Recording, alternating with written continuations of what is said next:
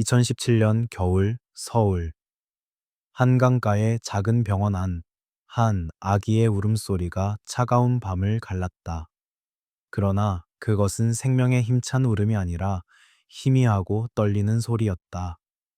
마치 스스로도 살아남을 수 있을지 확신하지 못하는 듯했다. 아직 너무 어린 친모는 창백한 얼굴로 지쳐 보이는 눈을 떴다. 그러나 품에 안을 용기도 없었다. 의료 기록지에는 간호사가 서둘러 적은 단 하나의 이름만 남았다. 나영.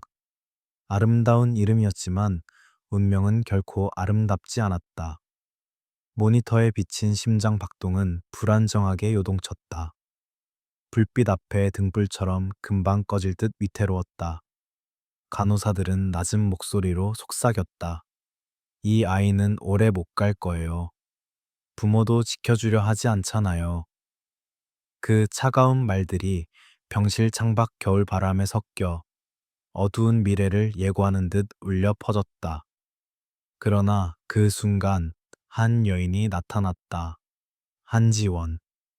평범한 직장인이었지만 가슴 속에는 남다른 따뜻함이 자리하고 있었다.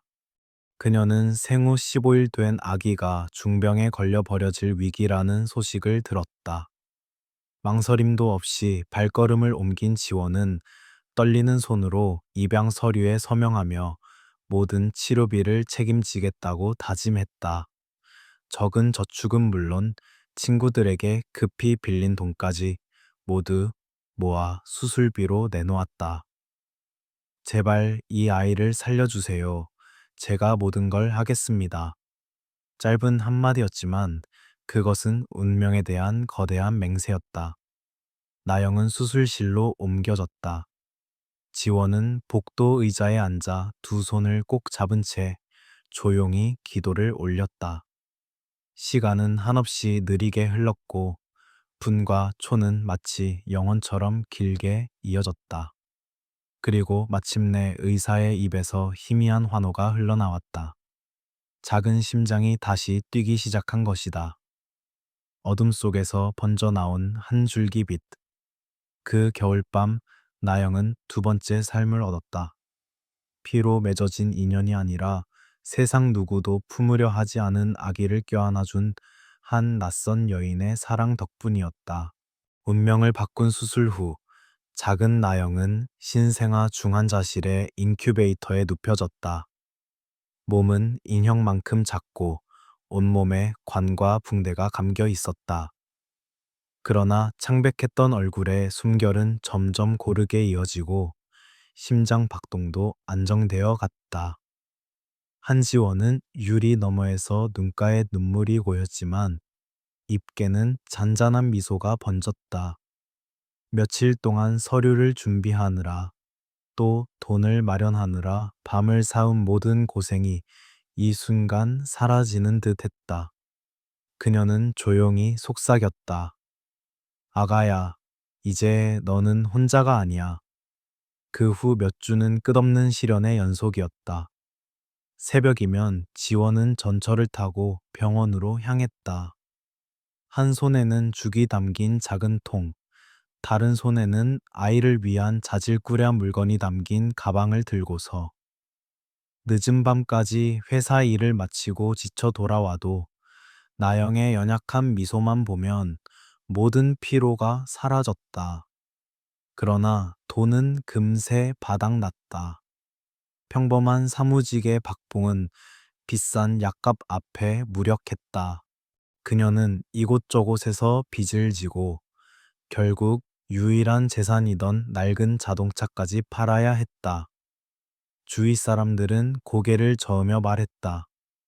그 아이는 당신 친딸도 아니잖아. 하지만 지원은 침묵으로 답했다. 그녀에게 모성은 피로 맺어지는 것이 아니라 가슴으로 품는 것이었기 때문이다. 시간이 흐르며 나영의 건강은 서서히 회복되었다. 볼은 붉게 물들고 눈망울은 빛을 띠며 양엄마를 바라보았다. 지원의 품에 안길 때마다 작은 손가락은 그녀의 손을 꼭 잡았다. 그리고 마침내 첫 미소가 피어났다. 그것은 평범한 미소가 아니었다. 마치 겨울 하늘을 가르는 햇살처럼 차가운 병실을 환히 밝히며 간호사와 의사들의 마음마저 울렸다. 작지만 분명한 기적. 그것만으로도 자신의 모든 것을 걸었던 지원의 마음을 따뜻하게 감쌌다. 그 순간 지원은 확신했다. 앞으로 어떤 시련이 닥치더라도 견뎌낼 수 있다고. 단지 나영이 웃을 수만 있다면. 병원 인큐베이터 속에서 긴 시간을 보낸 끝에 드디어 나영은 집으로 돌아왔다. 그것은 서울 외곽의 오래되고 작은 아파트였다. 화려한 가구나 편리한 생활은 없었지만 그곳에는 한 어머니의 따뜻한 사랑이 가득했다. 지원은 창가 옆에 작은 나무 요람을 두었다. 아침 햇살이 들어올 수 있는 자리였다. 매일 새벽 그녀는 일찍 일어나 작은 냄비에 죽을 끓여 한 숟가락씩 조심스레 먹여주었다. 때때로 나영이 배가 아파 밤새 울음을 터뜨리면 그녀는 아기를 안고 좁은 방을 오가며 자장가를 낮게 불렀다. 가사의 끝도 알지 못한 채 오직 아이를 달래기 위해. 나영은 또래 아이들보다 더디게 자랐다. 말도 늦고 행동도 서툴렀다. 그러나 그녀에게는 웃음을 담은 눈망울이 있었다. 퇴근 후 집으로 돌아오는 지원을 보자마자 작은 발걸음으로 문까지 달려가 두 팔을 올리며 안아달라 했다. 엄마의 품에 얼굴을 파묻는 순간 아이는 조용히 미소 지었다. 아파트 이웃들은 점차 이 마른 여자가 친딸도 아닌 아이를 돌보는 모습을 익숙하게 바라보게 되었다. 어떤 이는 안쓰럽게 여겼고 어떤 이는 수군거렸다. 저 여자는 어리석어. 자기 친딸도 아닌데 빚까지 지며 키우다니. 하지만 지원은 그저 고개 숙여 미소 지을 뿐 아무 말도 하지 않았다. 그녀에게 행복은 남들의 시선이 아니라 아이가 숨쉬고 웃는 그 사실 하나였다. 시간은 흐르고 나영이 4살이 되었을 때 그녀는 하얗고 사랑스러운 아이로 자라 있었다. 지원은 늘 아이의 손을 잡고 근처 작은 공원에 갔다. 나영은 또래처럼 말을 잘하지 못했고 그저 서툰 소리를 내뱉었지만 늘 즐겁게 옹갈거렸다. 참새 한 마리가 내려앉을 때면 눈을 반짝이며 손가락으로 가리켰다. 다른 엄마들은 처음엔 걱정스러운 눈빛으로 바라봤지만 지원이 묵묵히 아이에게 동작과 단어 하나하나를 가르치는 모습을 보며 감탄했다. 지원의 사랑은 단순한 보살핌을 넘어선 희생이었다. 적은 월급으로 자신을 위한 지출을 전부 줄였다. 새 옷도 사지 않고 밖에서 식사도 하지 않았다. 모든 것은 약값과 아이의 교육을 위해 쓰였다. 밤이 되면 아이가 잠든 뒤에도 그녀는 인터넷으로 아르바이트를 찾아가며 조금이라도 더 벌려 애썼다. 그러나 그 모든 어려움 속에서도 그들의 삶에는 빛이 있었다. 그것은 나영의 웃음에서 나왔다. 아이가 까르르 웃을 때마다 지원의 얼굴도 밝아졌고 모든 피로가 사라졌다. 그 웃음은 그녀가 살아갈 힘이자 사랑이 기적을 만든다는 증거였다. 어느 날 나영의 5번째 생일. 지원은 어렵게 돈을 모아 작은 케이크를 샀다. 화려하지 않은 케이크 위에 초 몇 개만 반짝였다. 케이크를 식탁에 올리자 나영은 눈을 동그랗게 뜨고 손뼉을 치며 환하게 웃었다. 말로는 축하 인사를 하지 못했지만 눈빛은 그 어떤 말보다도 빛났다. 지원은 아이를 꼭 안으며 눈물을 흘렸다.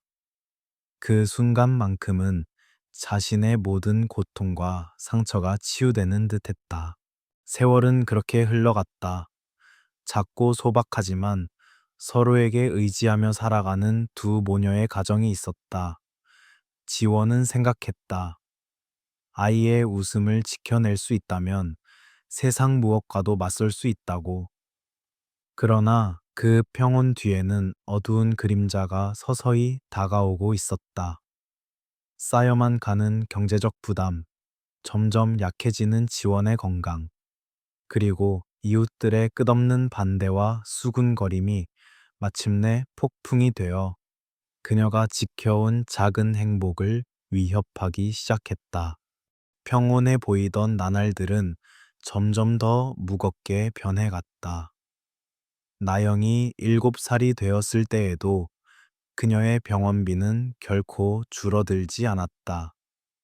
병원 검진 때마다 늘어나는 약값은 지원이 버는 적은 월급으로는 도저히 감당할 수 없는 수준이었다.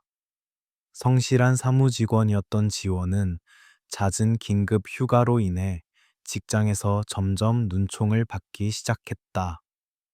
동료들의 시선은 차갑게 변했고 결국 뒷말로 이어졌다. 그 아이는 당신 친딸도 아닌데 왜 그렇게 희생하는 거야? 그 말들은 지원의 가슴을 깊게 파고들었지만 그녀는 이를 악물고 견뎠다. 단지 나영의 미소만 떠올리면 그 어떤 희생도 감당할 수 있었기 때문이다. 그러나 결국 그녀의 가정마저 흔들리고 말았다. 함께 고생해온 남편은 끝없는 경제적 압박과 달라진 생활을 더는 버티지 못했다.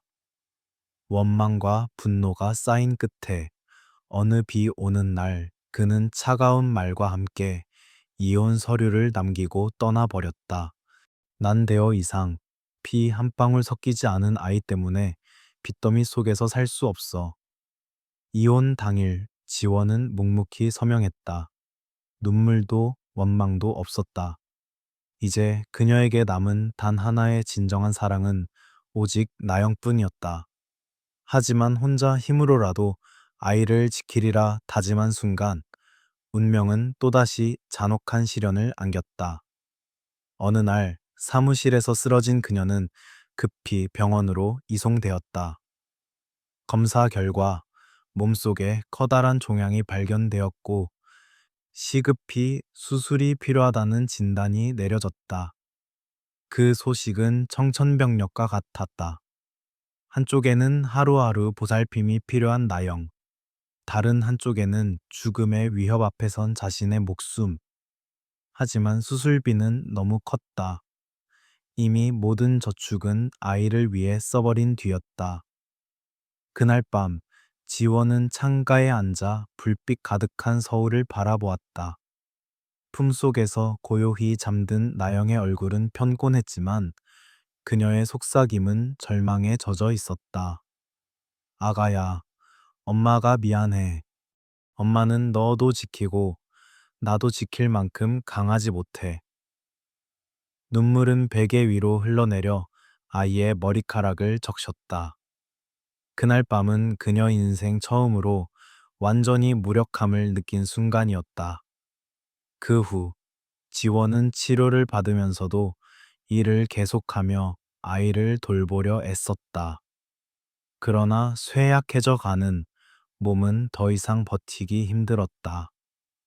이웃들은 날로 수척해져 가는 그녀의 얼굴을 보며 안타까워했지만 누구도 그 짐을 대신 져줄 수는 없었다. 경제적 압박, 질병, 그리고 깊은 고독이 그녀를 옥죄어 왔다. 결국 생과 사의 경계에서 몸부림치던 어느 밤, 지원은 가장 고통스러운 결정을 내렸다. 나영을 잠시 떠나보내기로 한 것이다. 그녀는 경기도의 한 작은 절을 찾아갔다. 그곳에는 버려진 아이들을 돌보는 스님들이 있었다. 어린아이를 스님의 품에 맡기며 지원은 눈물을 삼켰다. 부디 이 아이를 돌봐 주세요. 치료만 끝나면 꼭 다시 데리러 오겠습니다. 나영은 무슨 일이 일어나는지 알지 못했다. 그저 엄마의 옷자락을 꼭 붙잡고 맑은 눈으로 바라볼 뿐이었다. 지원은 작은 손가락을 하나하나 떼어내며 영혼이 무너져 내리는 듯한 눈물을 흘렸다. 그날 이후 지원의 삶은 공허 속에 빠졌다. 매일 아침 더는 아이의 웃음소리를 들을 수 없었고 방 안은 웃음 없는 정적만이 감돌았다. 작은 아파트는 차갑고 쓸쓸해졌고 그녀는 그 공허를 피하려 길 위에서 시간을 보내곤 했다. 그러나 비극은 거기서 끝나지 않았다. 여러 사정과 절의 여건 부족으로 인해 얼마 지나지 않아 나영은 다시 친부모에게 보내졌다. 산골의 척박한 집으로. 그 순간이야말로 지원과 나영 두 사람 모두에게 진정한 비극의 시작이었다. 지원의 기억 속에는 마지막으로 손을 놓던 아이의 모습이 여전히 남아있다. 떠나는 엄마를 향해 억지로 지은 순수한 미소. 너무 맑고 너무 천진난만해서 오히려 가슴을 찢는 듯한 그 웃음. 그 뒤에 펼쳐질 어둠을 아이는 알지 못했다. 그러나 지원은 알고 있었다. 이제 그 작은 영혼은 아무도 지켜주지 못하는 고통 속으로 내던져진다는 것을. 나영은 강원도 산골의 작은 집으로 돌아왔다. 부모가 사는 그 집은 산비탈에 위태롭게 서 있었고 나무 벽은 곰팡이로 얼룩져 있었으며 낡은 기와 지붕은 금방이라도 무너질 듯했다. 그러나 그곳에는 따뜻한 사랑이나 보호는 없었다. 오직 냉담한 무관심만이 아이를 기다리고 있었다. 나영의 친부모는 아이의 숨결보다 술 냄새에 익숙해져 있었다.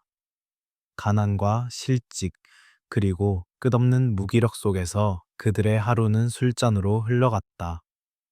두 오빠와 언니는 그래도 먹을 것과 입을 것이 주어졌지만 나영은 달랐다. 그녀는 그들에게 짐이었다. 느리고 서툴며 옷을 더럽히고 방을 지저분하게 만드는 귀찮은 아이일 뿐이었다. 낮 동안 아버지는 술집으로 가고 어머니는 밭일에 매달렸다. 그때마다 나영은 헛간에 방치되곤 했다. 몇 마리 염소와 닭이 있는 축사, 집과 분뇨로 더럽혀진 바닥 위에서 아이는 무릎을 안고 구석에 웅크렸다. 한기가 몰려올 때마다 입술은 파랗게 질렸고 그녀는 덜덜 떨며 반쯤 열린 문틈 너머를 멍하니 바라볼 뿐이었다. 밤이 되면 아버지는 마지못해 아이를 집 안으로 데려왔다. 그러나 그 품은 따뜻하지 않았다. 대신 날카로운 꾸지람이 기다리고 있었다. 너는 집안일 망치는 것밖에 할 줄 아는 게 없어. 가만히 앉아 있어.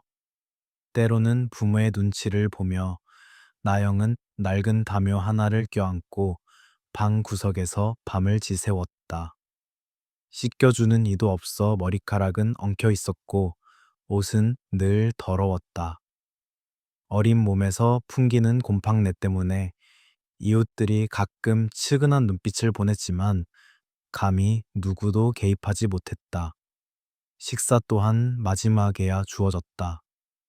어떤 날은 묽은 죽 한 그릇이 바닥에 던져졌다.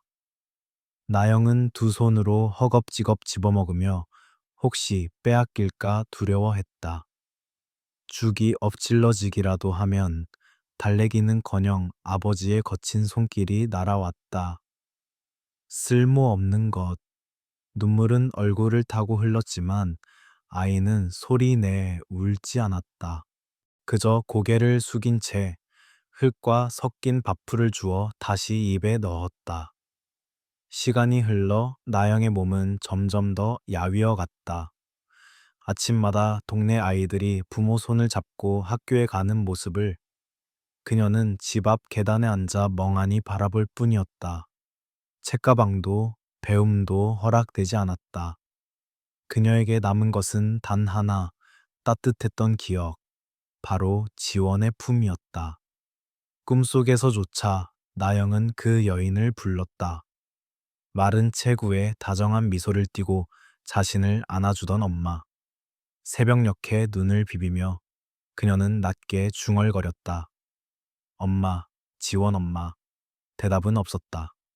대신 창틈으로 불어오는 칼바람만이 메아리 쳤다. 고독보다 차갑게. 그렇게 1년이 흘렀다. 예쁘고 맑던 소녀의 모습은 사라지고 그녀는 창백하고 수척해졌다. 눈망울은 슬픔으로 가득했고 작은 손발에는 상처가 가득했다.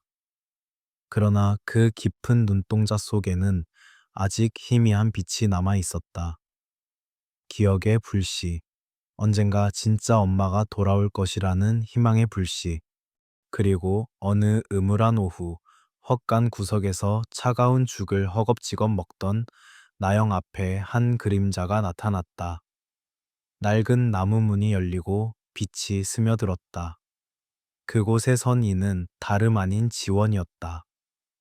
치료로 지친 얼굴이었지만 눈빛만은 아이를 향해 빛나고 있었다. 그 순간 시간이 멈춘 듯 했다. 나영은 천천히 고개를 들어 어색하게 웃었다.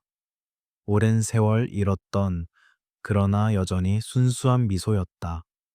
지원은 그 자리에 굳어 섰다. 눈물이 흘러내려 아이의 죽그릇 위에 떨어졌다. 가슴이 산산이 부서지는 듯 했지만 동시에 그녀는 감사했다. 아이가 아직 웃을 수 있다는 사실, 살아있다는 그 하나만으로 다시 품에 안을 수 있다는 사실로 지원이 다시 강원도의 산골로 향한 날, 하늘에는 여전히 가랑비가 내리고 있었다. 긴 수술과 회복의 시간을 보낸 뒤라 몸은 아직 온전히 회복되지 않았고 발걸음도 더뎠다. 그러나 아이에 대한 그리움은 그녀를 멈추게 하지 않았다. 단 1분도 더 기다릴 수 없었다. 구불구불한 산길, 미끄러운 돌비탈, 낡은 버스는 굽이마다 크게 흔들렸다. 지원은 창가에 앉아 마른 손으로 털 목도리를 꼭 움켜쥔 채 수없이 두려움과 설렘을 삼켰다. 머릿속에는 오직 나영의 모습만이 떠올랐다. 순수한 미소, 천진한 눈빛, 작디 작은 손이 자신의 손을 꽉 잡던 그날의 기억.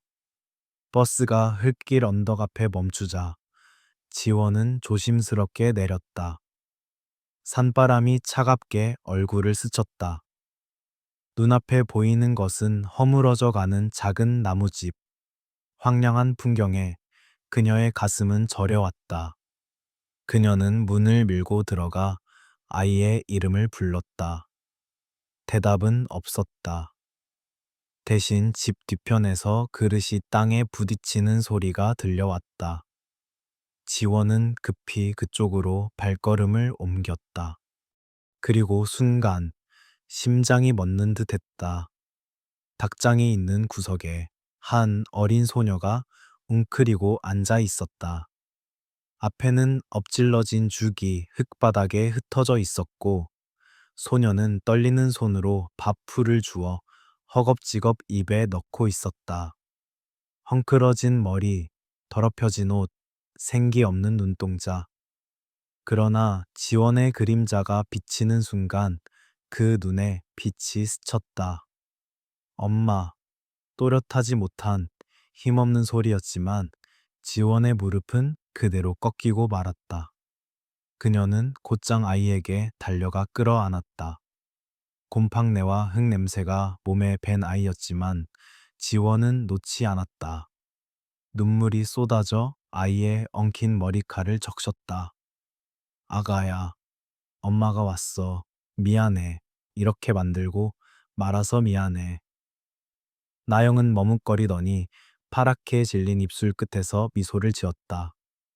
순수하고 연약하지만 찬란한 웃음. 그 웃음은 지원의 심장을 관통했고 동시에 고통과 안도의 눈물을 불러냈다.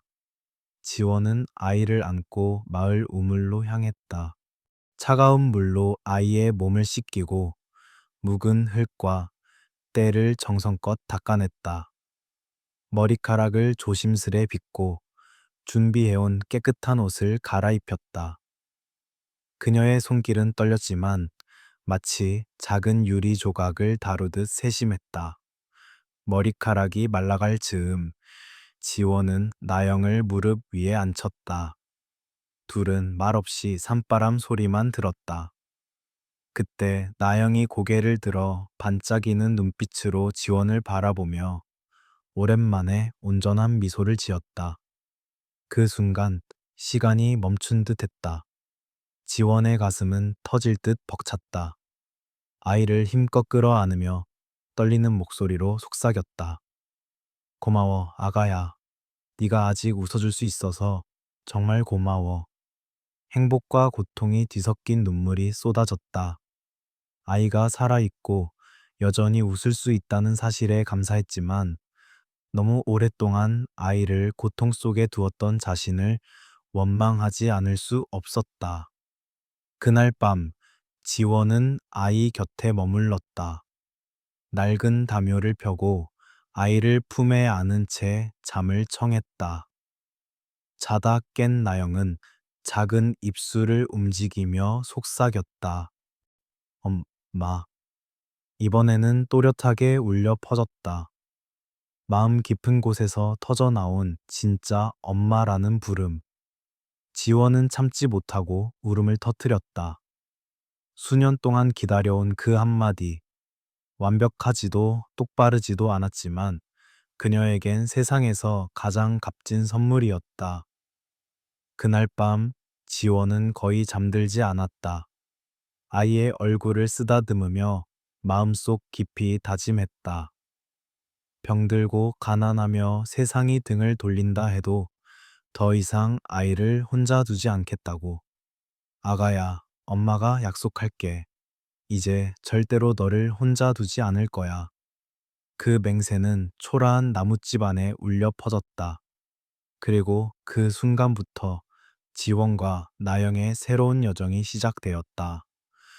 그것은 단순히 살아남기 위한 길이 아니라 잃어버린 행복을 되찾기 위한 여정이었다. 산골에서의 운명적인 재회 이후 지원은 분명히 알았다.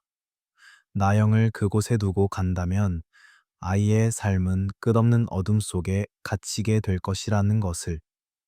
그러나 아이를 다시 품에 안으려면 수많은 장벽을 넘어야 했다. 아직 다 낫지 않은 병, 산더미 같은 빛, 그리고 무엇보다도 지친 몸과 마음. 서울로 돌아오는 밤, 지원은 버스에 앉아 아이를 꼭 안았다. 나영은 그녀의 품에서 잠들어 있었다. 야윈 얼굴이었지만 그 어느 때보다 평온해 보였다. 지원은 아이를 바라보며 마치 서약처럼 속삭였다. 엄마는 이제 절대로 손을 놓지 않을 거야. 어떤 대가를 치르더라도 널 지켜낼 거야. 다음 날, 지원은 도움을 청하는 여정을 시작했다. 그녀는 인터넷 커뮤니티에 글을 올렸다. 나영의 사연을 처음부터 끝까지 담아냈다. 태어나면서부터 겪은 불행, 버려짐, 그러나 사랑으로 살아남은 기적 같은 이야기. 처음에는 그저 몇 사람의 위로와 격려만을 바랐다. 하지만 기적이 일어났다. 이야기는 순식간에 퍼져나갔다. 수천 명이 글을 읽었고 수많은 마음이 흔들렸다. 지원이 함께 올린 낡은 사진 속 소녀의 미소 앞에서 사람들은 눈시울을 붉혔다. 이 어린아이가 어떻게 이렇게 많은 고통을 겪을 수 있단 말인가. 이 엄마야말로 진짜 천사다. 우리가 반드시 도와야 해. 며칠 만에 두 모녀를 위한 작은 기금이 만들어졌다. 어떤 이는 몇천 원을, 또 어떤 이는 수만 원을 보냈다. 젊은 엄마들은 분유와 옷, 장난감을 보내왔다. 서울의 한 특수학교에서는 나영을 학생으로 받아주고 싶다는 연락까지 왔다. 지원은 벅차올라 말을 잇지 못했다. 수년간 세상에 홀로 맞서며 모두가 등을 돌린다고 믿었는데 여전히 손 내밀어 주는 사람들이 있음을 깨달았다.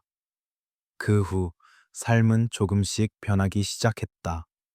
매일 아침 지원은 나영을 데리고 학교로 갔다. 처음엔 아이는 낯설어하며 눈길을 피했다. 그러나 교사들의 인내심 있는 가르침, 친구들의 따뜻한 손길에 조금씩 마음을 열었다. 나영의 미소는 점점 많아졌다. 더 이상 억지로 짓는 웃음이 아닌 아이답고 천진한 웃음이었다. 어느 날 오후, 지원은 평소보다 일찍 학교를 찾았다. 멀리서 본 나영은 선생님과 발음을 연습하고 있었다. 발음은 아직 어눌했지만 힘껏 내뱉은 소리가 그녀의 귀에 또렷이 들렸다. 마. 순간 지원의 눈물이 터졌다. 교실 안은 박수로 가득 찼고 교사는 웃으며 격려했다. 지원은 얼굴을 감싸주며 울었다. 행복한 눈물이었다. 그날 밤 지원은 아이를 안고 속삭였다.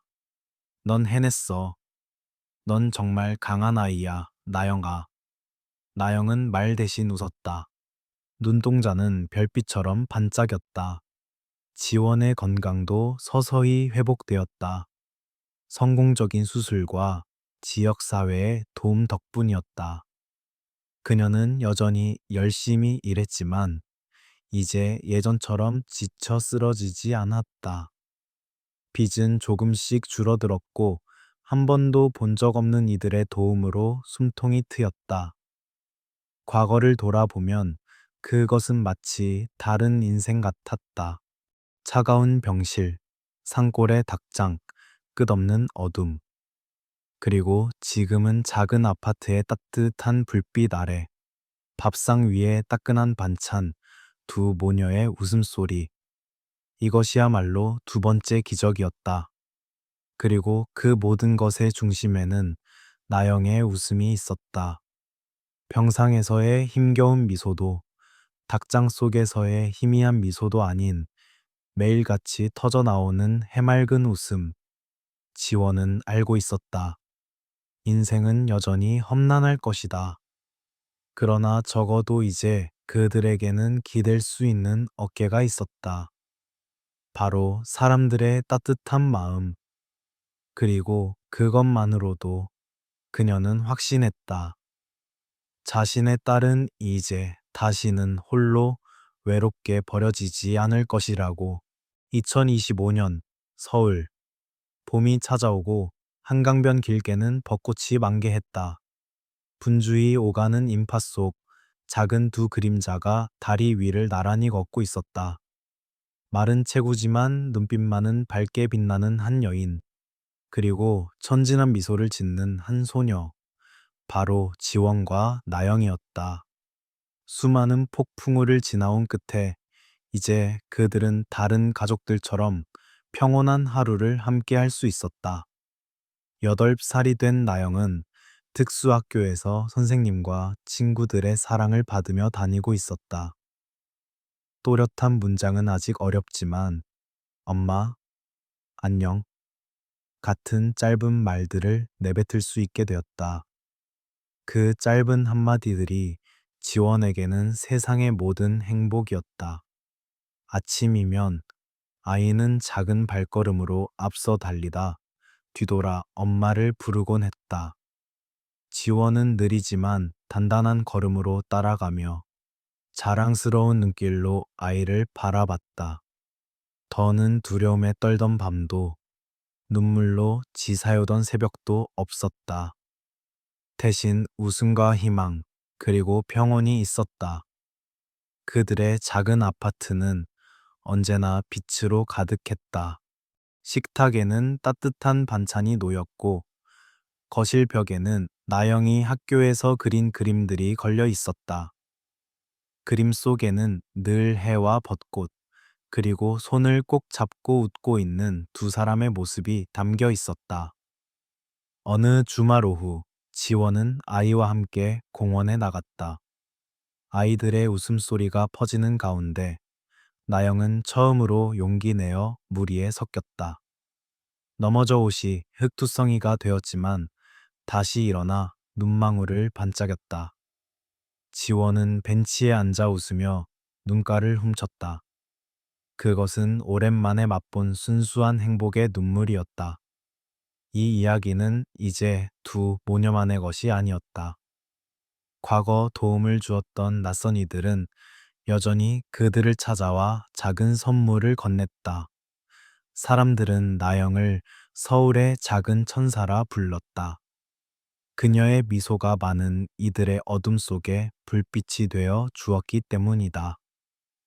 지원이 수술을 받은 지 1년이 되는 날, 방송국에서 두 모녀를 초대했다. 카메라 앞에서 지원은 아이의 손을 꼭 잡고 떨리는 목소리로 말했다. 인생은 수없이 아이를 빼앗아 가려 했습니다. 하지만 저와 이웃들과 모든 따뜻한 마음들이 모여 제 딸은 다시 살아갈 기회를 얻었습니다. 제가 훌륭한 어머니라 말할 수는 없어요. 단지 외면할 용기가 없었던 평범한 여자일 뿐입니다. 하지만 저는 믿습니다. 세상에서 사랑만큼 큰 기적은 없습니다. 스튜디오는 잠시 정적에 잠겼다가 곧 뜨거운 박수로 가득 찼다. 많은 이들이 눈물을 흘렸다. 단순한 동정이 아닌 눈앞에서 희망의 기적을 확인했기 때문이었다. 방송이 끝난 뒤 나영은 엄마를 껴안으며 환하게 웃었다. 그 웃음은 더 이상 연약하거나 드문 것이 아니었다. 이제는 매일 피어나는 아이다운 웃음, 사랑받는 웃음이었다. 그날 밤 아파트로 돌아와 아이가 잠든 모습을 보며 지원은 그 작은 손을 꼭 잡았다. 가슴속에는 전에 없던 평온이 차올랐다. 수많은 고통과 상실이 있었지만 결국 남은 것은 아이의 웃음이었다. 앞으로도 수많은 시련이 있겠지만 함께라면 두려울 것이 없었다. 서울은 여전히 분주했지만 작은 아파트 안에는 한 가지 변치 않는 빛이 있었다. 모성과 사랑의 빛, 그리고 사랑이 운명을 바꿀 수 있다는 믿음의 빛. 한겨울에 태어난 작은 천사, 나영. 이제 그녀는 진정한 삶의 봄을 맞이하게 되었다. 이 이야기는 여기서 끝이 납니다. 이 이야기가 감동적이고 의미 있었다면 채널을 구독하고 영상을 공유해 주세요. 앞으로도 마음을 울리고 희망을 전하는 이야기들을 전해드리겠습니다. 여러분의 삶에도 언제나 빛과 사랑, 그리고 선한 믿음이 함께하길 바랍니다.